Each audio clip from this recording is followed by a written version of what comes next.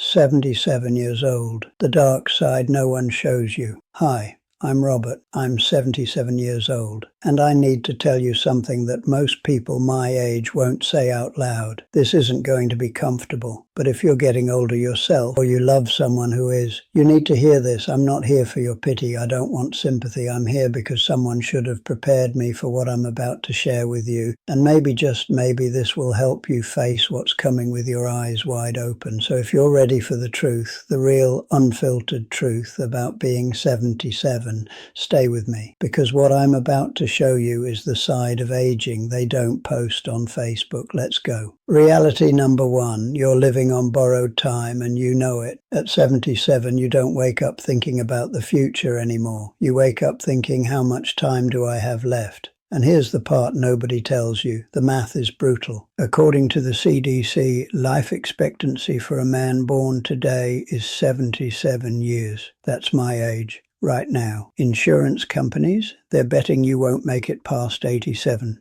They've run the numbers, they know. And suddenly, time isn't something you waste anymore. Every trip, every dinner, every hug with your grandkids, you start wondering, is this the last time? Last year, I went to visit my brother across the country. We had dinner, we laughed. We talked about the old days, and when I left I couldn't stop thinking, will I ever see him again? That's what living at 77 feels like. You stop taking time for granted because you don't have the luxury anymore. You know what's strange? When you're young, a year feels like forever. Summer vacation as a kid felt like it lasted 6 months, but now a year goes by in a blink. Christmas comes around and you think, wait, wasn't Christmas just here? Time speeds up, and the worst part is knowing that it's going to keep speeding up until it stops completely. I remember when I turned 70, I thought, okay, I've got time, I can still travel, I can still do things.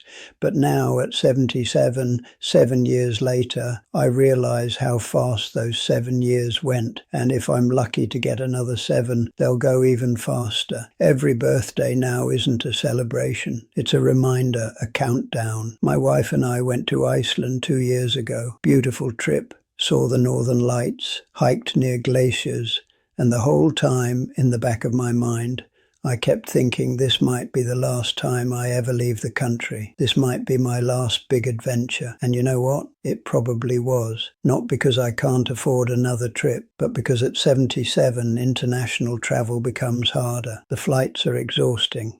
The time changes wreck you for days.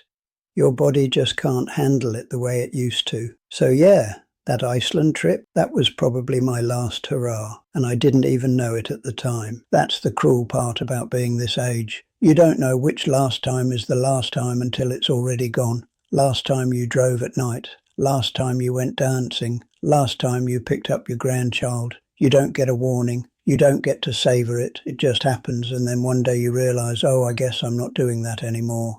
And time becomes this precious commodity that you can't buy, can't negotiate with, can't extend, no matter how much money you have or how healthy you try to be. I watch the clock differently now, not in a morbid way, but in an aware way. I notice sunsets more. I sit outside and just watch the sky change colors because I don't know how many more sunsets I'm going to see. People think that's depressing. But it's not. It's actually beautiful in a strange way, because when you know time is limited, you stop wasting it on things that don't matter. You stop scrolling mindlessly. You stop watching TV shows you don't even like. You stop saying yes to things you don't want to do. You get selective, intentional, because every hour you give to something is an hour you're never getting back. And at 77, you don't have hours to waste. But losing track of time is one thing. Losing your health? That's a whole different nightmare. Reality number two, your body isn't yours anymore. It's a ticking time bomb. When you're young, your body is a tool. At 77, it's a full-time job just to keep it running. Every doctor visit could change your life. Every blood test could reveal something terrifying. You know what the worst part is? They put your test results online before you talk to the doctor, so you're sitting there at 6 a.m. reading words like abnormal, out of range, requires follow-up, and your mind goes straight to the worst-case scenario. Is this cancer? Is this my heart? How long do I have?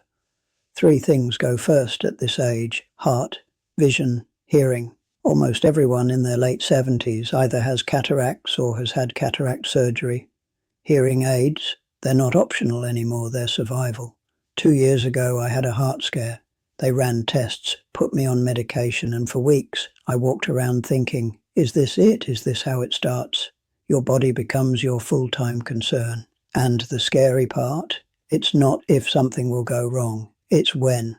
I take 7 pills every morning. 7. When I was 50, I took 0. But now it's blood pressure, cholesterol, blood thinner, vitamins, supplements, all these little pills just to keep this machine running. And every time I swallow them, I think, how did I get here? You know what nobody tells you about getting old? Your body starts betraying you in small ways first. It's not dramatic. It's not a heart attack or a stroke that announces itself. It's little things, little failures that add up. Your knees hurt when you stand up. Your back aches when you sit too long. You reach for something on a high shelf and your shoulder screams at you. You bend down to tie your shoes and wonder if you'll be able to stand back up. Sleep? Forget about it. I used to sleep 8 hours straight. Now I'm lucky to get 5. I wake up at 3 a.m. to use the bathroom and then I can't fall back asleep, so I lie there in the dark, thinking about everything. And during the day, I'm exhausted. But I can't nap because if I nap, I won't sleep at night. So I just push through, tired all day, wired all night. It's a terrible cycle. And don't even get me started on digestion. Foods I used to love now give me heartburn. I can't eat spicy food anymore. I can't eat late at night. I have to watch my sodium, my sugar, my portion sizes. Eating used to be a pleasure. Now it's a minefield. But here's the thing that really gets you. It's not just one thing. It's everything at once. Your eyes are going, so you need brighter lights to read. Your hearing is going, so you turn up the TV. But then your wife complains it's too loud. Your joints hurt, so you move slower. But then you feel like you're in everyone's way. Your reflexes aren't what they used to be. I was driving the other day and someone cut me off. 20 years ago I would have reacted instantly, but now there was a delay, a half second where my brain saw it but my body didn't respond fast enough. And that scared me, because that half second could be the difference between life and death, so I don't drive at night anymore. The glare from headlights blinds me. I can't judge distances as well. I miss street signs. It's just not safe. And that leads me to something even scarier than losing your health. It's losing your independence. Reality number 3, your independence is more fragile than glass. One fall, one bad decision, one wrong step, and everything you've built for yourself can be taken away. I used to climb ladders, fix things around the house, walk in the rain. Not anymore. I gave away my 10-foot ladder 2 years ago. My friends laugh at me when I refuse to walk outside during a storm. But you know what? I'm not laughing, because I've seen what happens when you fall at this age. A broken hip at 77 isn't just painful, it's life-changing. You go from independent to needing help getting dressed, to needing help going to the bathroom. And once you lose that independence, most people never get it back. So yeah, I'm careful now. Some call it being scared. I call it being smart, because I've earned my independence, and I'm not giving it up without a fight. I had a neighbour who was 79, active guy, played tennis twice a week, went to the gym, took care of his yard, independent, strong. Then one day he was getting something out of his garage, tripped over a garden hose, fell, broke his hip. They did surgery. He survived the surgery, but the recovery, that's what got him. He spent 2 months in rehab, learned to walk again with a walker, came home, but he was never the same. He stopped playing tennis, stopped going to the gym, started using a wheelchair for longer distances. 6 months later he fell again, this time in his own bathroom, broke the other hip. After that, nursing home. He died 8 months later from a garden hose. That's how fragile independence is at this age. One mistake, one moment of not paying attention, and your whole life changes. So I don't take chances anymore. I hold the railing on stairs, every time, even if it's just 2 steps. I wear shoes with good grip. I keep a flashlight by the bed in case I need to get up at night. I installed grab bars in the shower. My kids think I'm being paranoid, but I'm not being paranoid. I'm being realistic. because I know that the biggest threat to my independence isn't a disease. It's a fall. It's a stupid, preventable accident that could end everything. And the thing is, you start to notice how dangerous the world is when you're this age. Stairs are everywhere, curbs, uneven sidewalks, wet floors. All these things you never thought twice about when you were younger are now legitimate threats. I was at the grocery store the other day. They'd just mopped the floor. There was a little yellow sign that said "Caution wet floor." I walked around it, took the long way, and some young guy behind me, probably in his 30s, just walked right through, didn't even slow down. And I thought, he has no idea how lucky he is that his body will catch him if he slips, that his bones are strong enough to handle a fall, that he doesn't have to think about every single step he takes. But I do. I have to think about it, because one fall could cost me everything.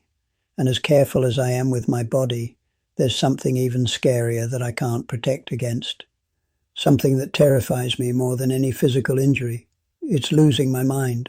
Reality number 4. You forget things, and every time you do, you wonder, is this it?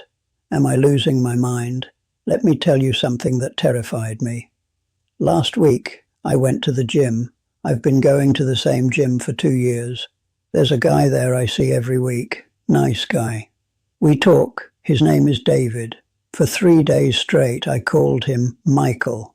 I don't know where Michael came from. I knew his name was David. I've known him for 2 years, but when I looked at him, all I could think was Michael. And that scared the hell out of me, because it's not just forgetting names. It's walking into a room and forgetting why you're there. It's looking for your keys for 20 minutes when they're in your hand. But here's the real nightmare. Every single time you forget something you think is this dementia. I had a close group of friends, 6 of us. We'd have dinner parties, celebrate holidays together. 2 of them died from dementia. One took 8 years, slow, painful. She forgot her husband, her kids, her own name. The other went fast, less than 2 years, but it didn't make it any easier to watch. So yeah, every time I forget something now, I wonder if it's starting. You want to know what dementia looks like from the outside? Let me tell you about my friend Carol. Carol was sharp. She was a retired professor, taught literature for 40 years, could quote Shakespeare from memory, did the New York Times crossword puzzle in pen. Then one day, about 8 years ago, she forgot where she parked her car at the grocery store. No big deal, right? Happens to everyone. But then it started happening more. She'd forget appointments, forget conversations we'd just had, forget she'd already told us a story. Her husband, Tom, he noticed it first. He'd mention it to her and she'd get defensive, angry, insist nothing was wrong, but things were wrong, and they got worse. She started getting lost driving to places she'd been 1,000 times. She'd call Tom from the car crying, saying she didn't know where she was. They did tests, MRIs, cognitive assessments. The diagnosis was Alzheimer's, early stage. For a while she could still function, still knew who we were, still remembered her life. But you could see it slipping, like watching someone fade in slow motion. Then came the middle stage. That's when it got really hard. She'd forget she was married, look at Tom like he was a stranger, ask where her mother was, even though her mother had been dead for 30 years. She'd wake up in the middle of the night and try to leave the house. Tom had to put locks on the doors that she couldn't figure out, like she was a prisoner in her own home. The worst part, there were moments of clarity, brief windows where she'd come back, where she'd look at Tom and you could see she knew him, and she'd cry, because she knew what was happening to her. She knew she was losing herself. Those moments were harder than the confusion, because in those moments she was terrified. Eventually, she couldn't stay at home anymore. Tom couldn't care for her. She needed 24-hour supervision, so they moved her to a memory care facility. I visited her once, just once. I couldn't go back. She didn't know who I was. She looked at me with empty eyes. No recognition, no spark. The woman I'd known for 20 years was gone, and what was left was just a body, going through the motions. She died 2 years later, but honestly she'd been gone long before that. And here's what haunts me. Every time I forget something I think, is that me? Is that my future? I forget where I put my glasses. Is that normal aging, or is it starting? I forget what I was about to say mid-sentence. Is that normal or is it a sign? I walk into the kitchen and forget why I went in there. Is that just being distracted or is my brain starting to fail? You live in this constant state of low-level panic, monitoring yourself, questioning every mental slip, and there's no way to know, no test that can tell you for sure. You just have to wait and see if it gets worse. So I do puzzles. I read. I try to keep my mind active because they say that helps, but who knows? Carol did crossword puzzles every day and it didn't save her. Maybe I'll be fine. Maybe I'll stay sharp until the day I die. Or maybe 10 years from now I'll be the one in a memory care facility looking at my wife with empty eyes. That's the fear, and it never goes away. But as terrifying as losing your mind is, there's another kind of loss that's just as painful. The kind you can't prepare for no matter how hard you try.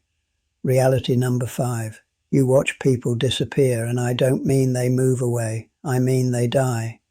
In the last 9 years living in my retirement community, 4 of my neighbours have died. The couple on my left, both gone. He went first, wheelchair bound, didn't make it to 80. She followed 6 months later. The couple on my right, she went on dialysis, died 2 years later at 80.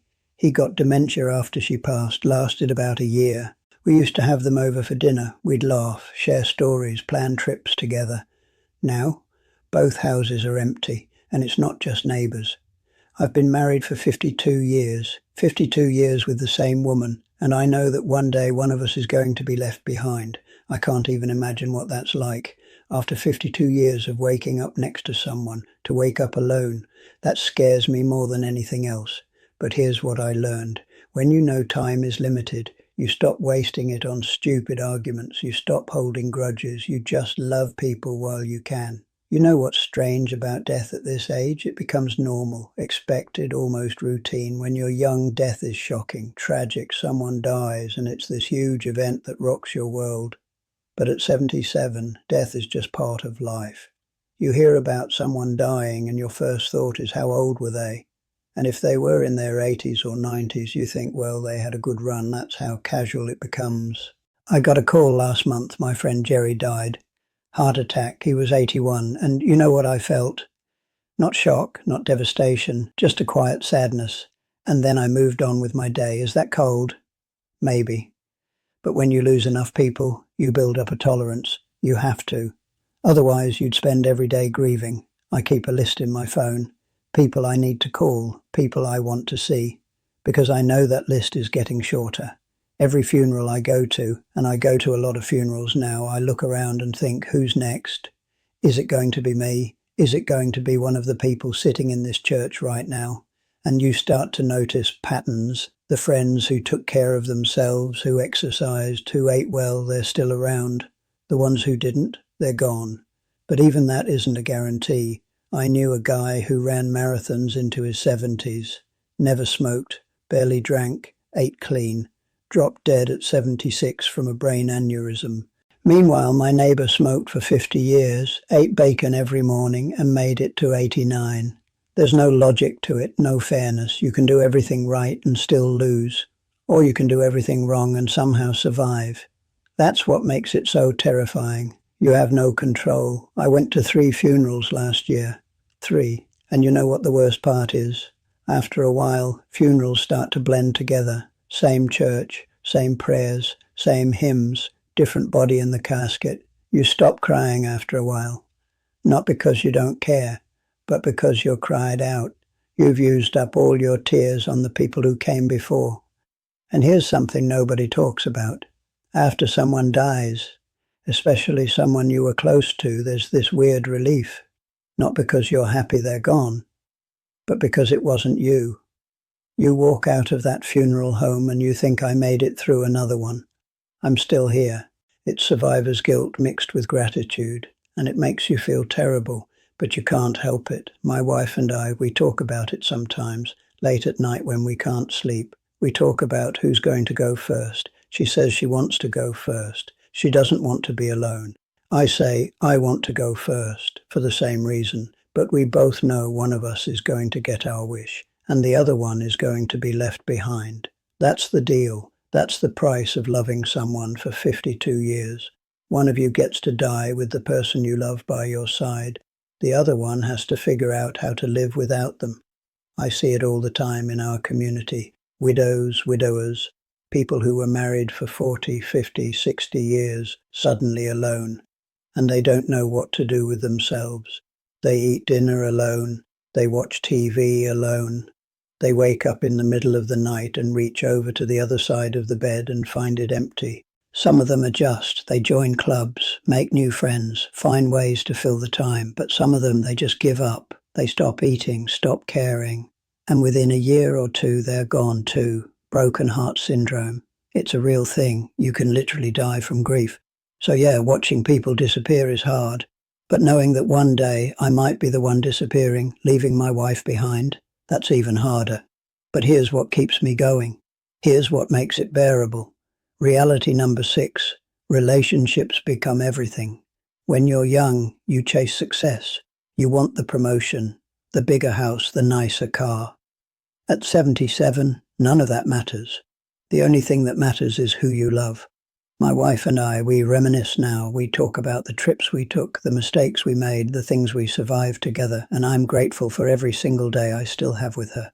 A lot of people at this age start rebuilding relationships, with family they drifted apart from, with old friends they lost touch with, because you realize life's too short to hold on to anger. I had a brother I didn't talk to for years. We had a falling out, stupid stuff, ego. 2 years ago I reached out. We started a project together, got close again, and I'm so glad I did, because who knows how much time we have left. You know what I've learned? Most arguments aren't worth having. Most grudges aren't worth keeping. I used to be stubborn, had to be right, had to win every argument, but now I just let things go. My wife says something I disagree with, I nod. Say okay, move on. Not because I'm weak, but because being right doesn't matter anymore. Being together does. We have rituals now, little things we do every day. We have coffee together every morning. We watch Jeopardy every night. We hold hands when we go for walks. These are the things that matter, not the big vacations or the expensive gifts. Just the everyday moments of being together. And I make sure to tell her I love her every single day, because I don't know if today is going to be the last day I get to say it. That sounds morbid, but it's not. It's actually freeing. When you stop taking time for granted, you stop taking people for granted too. I call my kids more now. I tell them I'm proud of them. I ask about their lives. I listen, really listen, because I realize I spent too many years being too busy, too focused on work, on my own problems to really be present with them. But I'm present now, and they notice. They call me more. They visit more. We have real conversations instead of just going through the motions. And my grandkids, I soak up every moment with them. I get down on the floor and play with them, even though my knees scream at me. I read them books. I tell them stories about when their parents were little, because I know I'm not going to be around to see them grow up. I'll miss their graduations, their weddings, their kids. So I'm making sure they remember me, making sure I'm more than just a name in a photo album. Relationships at this age aren't just important, they're everything. They're the only thing that gives life meaning. Money, I've got enough, don't need more. Success? I've had my career, don't need to prove anything. Possessions, I'm trying to get rid of them, not collect more. But people, the people I love, that's what gets me out of bed in the morning. That's what makes life worth living. And speaking of possessions, that brings me to something I never expected to feel at this age. Reality number 7, you stop accumulating. You start letting go. I don't buy clothes anymore. I don't buy gadgets. I look at my house and think, what's going to happen to all this when I'm gone?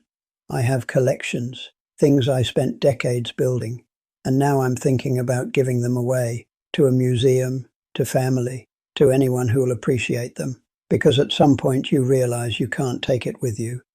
And the less you own, the freer you feel. I used to collect watches, had over 50 of them, vintage pieces, some worth thousands of dollars, and I was so proud of that collection. Loved showing it off, loved adding to it. But now I look at those watches and I think, why did I spend so much time and money on this? They're just objects, they don't mean anything, so I've started giving them away, to my sons, to my nephews, to friends who appreciate them, and every time I give one away, I feel lighter. like I'm shedding weight I didn't know I was carrying. My wife is the same way. She's been going through her closet, clothes she hasn't worn in years. Some still have tags on them, and she's donating them, bags and bags of clothes going to Goodwill. She says, "What was I thinking? Why did I buy all this?" But we both know why. When you're younger, you think more is better. More stuff equals more happiness, more success, more proof that you've made it. But at 77, you realize that more stuff just means more to manage, more to clean, more to worry about, more to leave behind for your kids to deal with. I have a friend whose father died last year, left behind a house full of stuff, 40 years worth of accumulated junk, tools, books, furniture, boxes of who knows what in the attic and garage. And you know what my friend had to do? Spend 6 months going through it all, sorting, deciding what to keep, what to sell, what to throw away. He said it was exhausting and sad, because most of it was worthless, stuff his dad thought was important, was saving for some reason, and it all just ended up in a dumpster. I don't want to do that to my kids. I don't want them spending months going through my crap, wondering why I kept all this. So I'm getting rid of it now, while I still can, while I can decide what happens to it. And you know what? It feels good. It feels like I'm taking control, making things easier for the people I love. Minimalism isn't just a trendy lifestyle choice at this age. It's a necessity. It's recognizing that you're running out of time and you don't want to spend what's left managing stuff. I want to spend it living, being with people, making memories, not organizing closets and dusting collectibles. And that shift in perspective, that realization that stuff doesn't matter, leads to some other hard truths you have to face. Reality number 8, you have to make end-of-life decisions, and nobody wants to talk about it, but you have to. Do you want to be on a ventilator? Do you want to be resuscitated? Burial or cremation? These aren't fun conversations, but they're necessary. 2 Thanksgivings ago, I sat my family down. I told them my wishes. I made my brother in charge of my healthcare decisions. And you know what? It was uncomfortable, but we all felt better after. Because the worst thing you can do is leave your family guessing what you would have wanted. Plan it now, document it, have the conversation. I have an advance directive, a living will, everything spelled out clearly. No life support if there's no chance of recovery. No heroic measures if I'm terminal. I want to go peacefully with dignity, not hooked up to machines in a hospital. My wife knows this, my kids know this, my brother, who has medical power of attorney, knows this. And we've talked about it, really talked about it, not just me telling them what I want, but them asking questions, making sure they understand, making sure they're comfortable with it. Because here's the thing, when the time comes, and it will come, they're going to be emotional, scared, desperate to do something, anything to keep me alive. And I don't want them making decisions based on panic or guilt. I want them making decisions based on what I've clearly told them I want. I've seen it go the other way. Families torn apart because nobody knew what Dad would have wanted. Some siblings want to pull the plug, others want to keep fighting, and they end up in court fighting over a person who's already gone. I won't put my family through that. I've also planned my funeral, picked out the songs, written my own eulogy, decided on cremation, even picked out the urn. My wife thinks I'm morbid, but I don't think so. I think I'm being practical. I think I'm giving my family one less thing to worry about when I'm gone. And honestly, there's something peaceful about having it all planned. It takes away the fear, the uncertainty. I know exactly what's going to happen. I'm in control even of my own death. Now, I know this sounds heavy, and it is, but it's also necessary. Because if you don't plan, someone else will plan for you, and they might not make the choices you would have made. So I'm urging you, if you're getting older, or if you have aging parents, have these conversations now, before it's too late, before you're in a hospital room making impossible decisions in the worst moment of your life. Talk about it, write it down, make it legal, and then you can relax knowing that when the time comes, your wishes will be honored. All right, enough heavy stuff. Let's talk about something lighter. Reality number 9. You become that old guy, and you try really hard not to be. You know the guy I'm talking about, the one who repeats the same story 5 times, the one who gives unsolicited advice, the one who's grumpy for no reason, and I catch myself doing it. I'll start telling a story and my wife gives me the look, like you told this one last week. I try not to be a know-it-all. I try not to jump into every conversation with, well, when I was your age. But it's hard, because when you've lived 77 years, you have been through a lot. So here's what I do. I listen more. I argue less. I don't need to be right anymore, because honestly, life's too short for that. You know what's funny? I used to think old people were grumpy because they were old, like aging just made you bitter and cranky. But now I get it. It's not age. It's pain. You're grumpy because your back hurts, because you didn't sleep, because everything takes longer and hurts more than it used to. You're grumpy because young people are walking slow in front of you and you can't walk fast enough to pass them, because the restaurant is too loud and you can't hear the person across from you, because everything is designed for people with good eyes and good ears and you don't have either anymore. So yeah, you get grumpy, but you try not to. You try to smile through it. Try to be pleasant even when you feel terrible, because you know that nobody wants to be around a grumpy old man. I make a conscious effort now.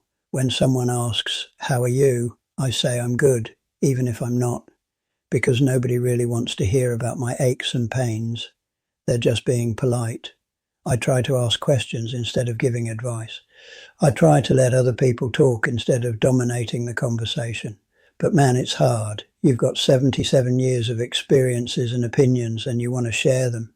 You want to be heard. You want people to know that you've lived a full life and you have wisdom to offer. But nobody wants to hear it, especially young people. They think they know everything. They think their generation invented everything. And you want to tell them, no, we dealt with the same stuff. We figured it out. Let me save you some trouble. But they don't want to hear it. So you learn to keep your mouth shut. You learn to let them make their own mistakes. It's frustrating, but it's also part of getting older. Part of accepting that your time has passed, that it's their turn now. And you know what else you become? Invisible. I was at the grocery store the other day, waiting in line, and this woman, probably in her 30s, just cut right in front of me. Didn't even see me, like I wasn't there. 20 years ago, I would have said something. Excuse me, I was here first, but I didn't. I just let it go. Because what's the point? She didn't mean to be rude. She literally didn't see me. Old people are invisible. We blend into the background. Young people look right through us. And sometimes that hurts. Sometimes you want to shout, "I'm still here. I still matter." But you don't. You just stand there quietly and wait your turn. That's part of being old too. Accepting that you're not the main character anymore. You're background, supporting cast, and eventually you'll fade out completely. But here's the thing, as hard as it is to accept, as frustrating as it can be, there's also a freedom in it. Because when you stop trying to impress people, when you stop trying to prove yourself, you can finally just be yourself. And that brings me to the last reality, the most important one. Reality number 10. You finally see what matters and what doesn't. All that stuff you used to worry about, getting ahead at work, impressing people, having the perfect house, it all fades. What matters now is love, gratitude, being present. I wake up every morning and I'm grateful I'm still here. I'm grateful for my wife, my family, my health, whatever's left of it, And here's the truth. At 77, you're not trying to win anymore. You've already fought the fight. Now you're just trying to enjoy what's left without the noise, without the drama. And honestly, that's the greatest freedom of all. You know what I've learned after 77 years? Nothing matters except the people you love and the moments you share with them. Everything else is just noise. Career? I had a good one, worked hard, provided for my family. But now I barely remember most of it. The late nights, the stress, the office politics, all forgotten. What I remember are the moments. My daughter's wedding, the day my first grandchild was born, the trip my wife and I took to the coast for our 25th anniversary. Those are the memories that stuck. The rest faded away. And I wish I'd known that earlier. I wish I'd spent less time at the office and more time at home. Less time worrying about money and more time making memories. But you can't know that when you're young. You think you have all the time in the world. You think you can do it all. Career and family, work and play. You think you can have it all, but you can't.